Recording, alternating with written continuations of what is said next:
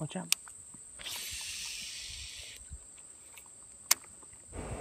You can see by how thick the weed is that you'd never be able to use a spinner bait or a crankbait or other like treble hook baits in water like this. You've got to use either covered hooks or Texas rig systems.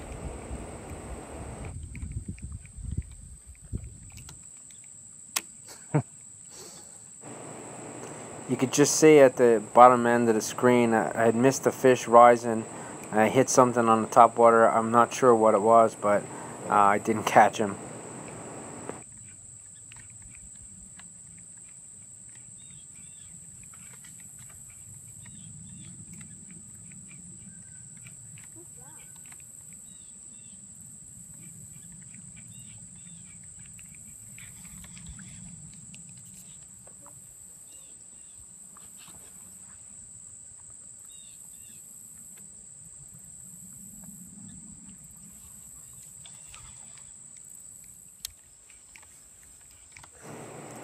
Look at how thick the weed is in this pond. It's so thick it almost looks like a field.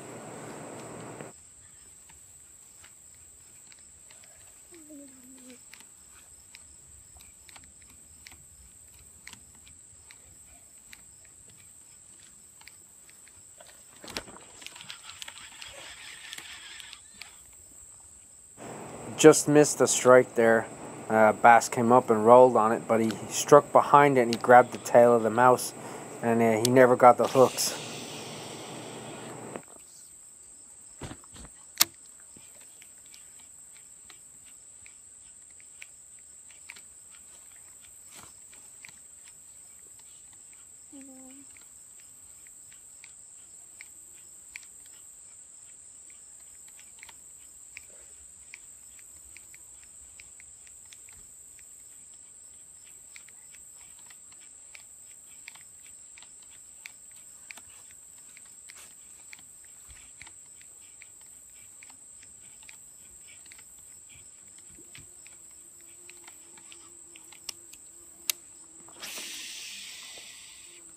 See how thick that weed is on top of there? It's actually weighing the lure down. It's sticking to the lure and it's pulling the lure under the water.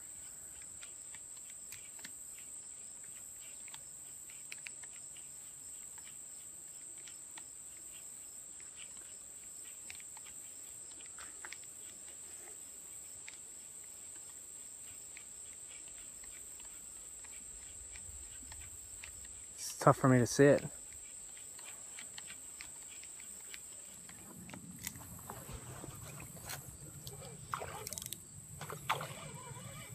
Here we go. Come on.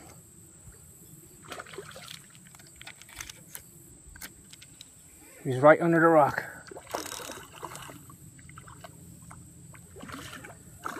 This is a nice fish. Oh, I'm not gonna be able to lift him. There we go. There we go. Oop. Did I do okay? Yeah. You want to hold the fish up? Sure. See, that was worth stopping for now, wasn't it? Yeah. Let's see if we can get him in focus there. It's a nice fish. Right in the stick soup. Took the old, the stick worm. Oh, that's stuck in there. Right in the roof of his mouth. That wasn't coming out. There it goes.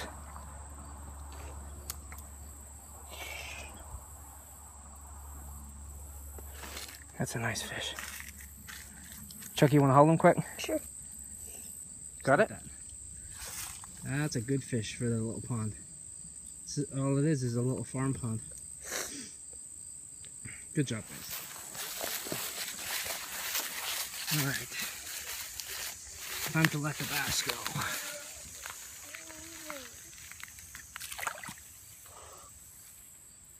There he goes, back into the soup where he came from.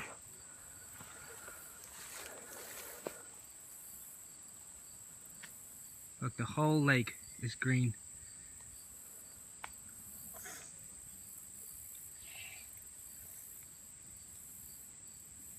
Keep them out of the lily pads there.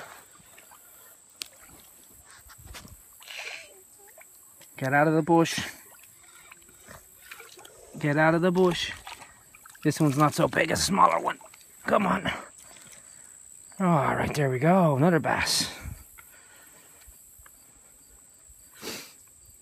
Another bass on the stickworm. Nice. Smaller one this time, but we'll take it.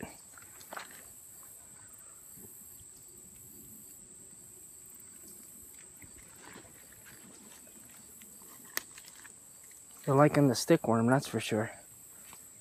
It's tough conditions today. It's hot. It's like 90 degrees.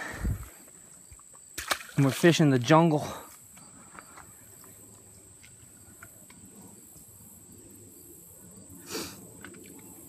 Let's give it one more try. He came out of that lily pad bed over there. Yeah, it's pretty hot.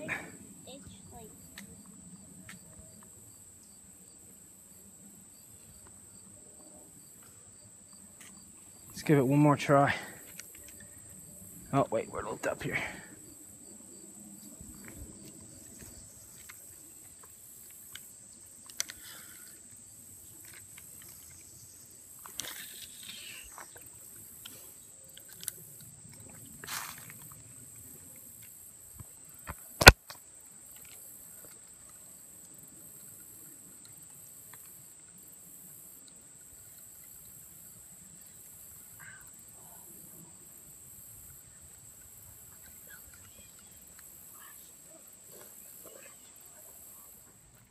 I'm going to go over some of the baits that I used today for the pond bass. Obviously, you can see from the video, we're fishing some very thick weed, a lot of duckweed, lily pads, things like that. We used two different baits. I use this mouse a lot during the summer. This is a Cooper's, a live target mouse. They come in different sizes and colors. There's a black one that's a little larger. They have a gray one and a brown. You can see it's pretty lifelike. It looks pretty good. It also walks very easily, so when you twitch the rod tip, it darts from side to side, so it stays in the strike zone of the fish. Of course, it's soft, so when the fish grabs it, they expose the hook. The body's real soft. It crushes down. Now I have it rigged on a trace. Usually guys that fish for bass, you know, are not going to use a trace or wire trace. They would have it tied direct. But I use the wire trace because I've lost a lot of these from pickerel and pike. They won't usually attack it from behind. They'll actually attack it from the side, and when they do that, they bite the line right off. They just cut it right off here, and then it's gone. They're kind of expensive to lose for that, so I started using like a real light trace. This is 15-pound tieable wire. It's really thin, and then a small little barrel swivel. Then I tie it direct to the braid.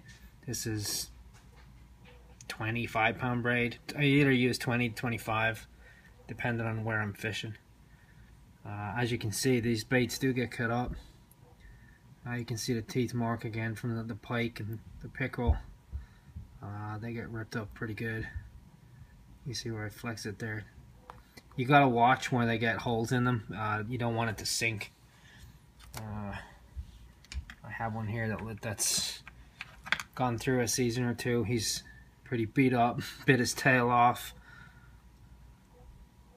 Lots of bite marks. They do catch fish. The other bait we used was a regular stickworm.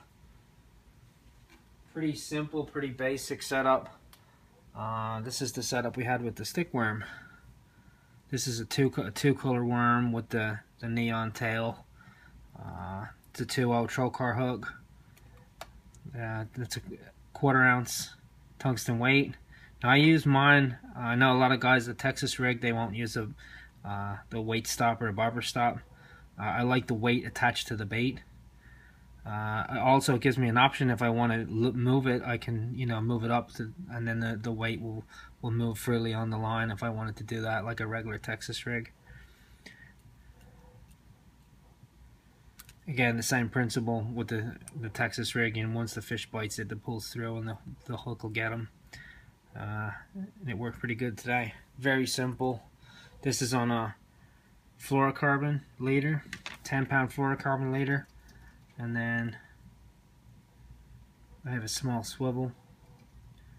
The camera, I'll focus on that. I have a small swivel, again to 25-pound braid, on a spinning rod, light spinning rod, spinning reel. It works pretty good.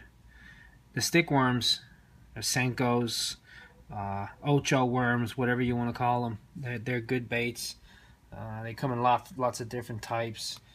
They're smaller. This is the one I used today. That was a 4-inch one. This is a finesse one. The water today was dark, obviously because of all the weed cover, so the solid worm would have been better. This is more natural, like a pumpkin seed. If the water was clearer or really clear, I would go to a clearer worm, like this. It's almost see-through with the blue flake. This will be better in clear water. You can also, I had a Texas rig today, but you can also wacky rig these worms, and they work really well too.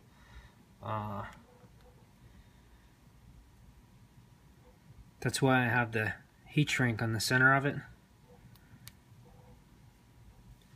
You wacky rig it like that, then when it falls in the water, it flutters up and down. So it shimmies on the way down exactly like that. It shakes. It gives a really good action. If you use the heat shrink tube and in the center, you cut the heat shrink tube in and then melt it on, it makes the worm last much longer. It won't rip, it won't tear.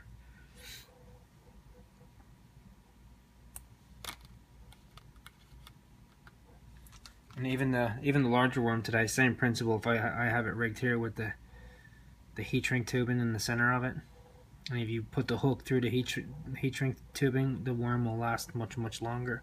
You can also weight them if you want to put nail weights in them in the head.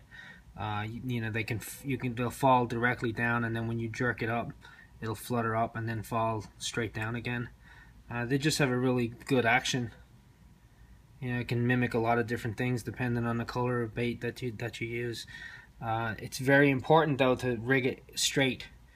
I like to rig it along the seam of the worm, so I know that my hook is in the worm straight. If it's not, it won't work. Won't work as well. So you should always try and rig it pretty straight. As you can see, very simple rig, regular Texas rig. It works very well.